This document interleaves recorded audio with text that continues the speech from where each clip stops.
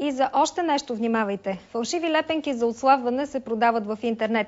Сигналът е на наша зрителка, която стремежа си да отслабне бързо и лесно се подлагала да купи продукт за сваляне на килограми без усилие.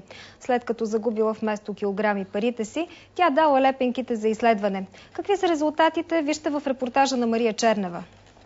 Почивката на море чука на вратата, а жената нямала никакво време за спорт и диети. И в търсене на лесно отслабване в интернет попаднала на тези лепенки. Пише, че съдържа 15 мг фукус везикулозис, което е кафяво водорасло. Кафявото водорасло е наречено кафяво, защото наистина е такова. Нищо кафяво обаче не личи по лепенката, но за да е по-сигурно, минава през химически анализ. Се установи, че лепенките не съдържат йод.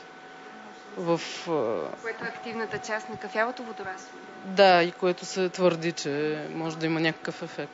Междувременно от Комисията за защита на потребителите изискали всички документи от вносителя и дистрибутора. Лепенките се оказва, че са внос от Блеко от Великобритания и поне на хартия всичко изглежда добре, за разлика от твърденията, че намаляват апетита и помагат за отслабването.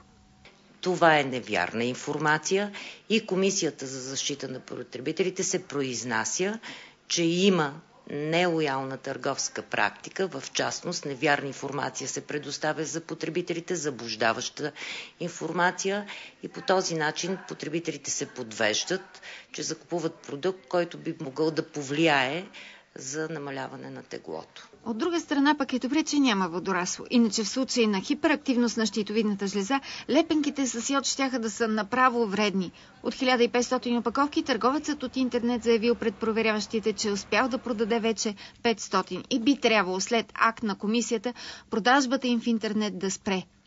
Може и в някой сайт да се спрели продажбата, но пък ги открихме в много други. Фалшиви или не, никога подобни продукти не са били успешни в борбата с килограми, така че пробвайте нещо друго, изпитано и здравословно.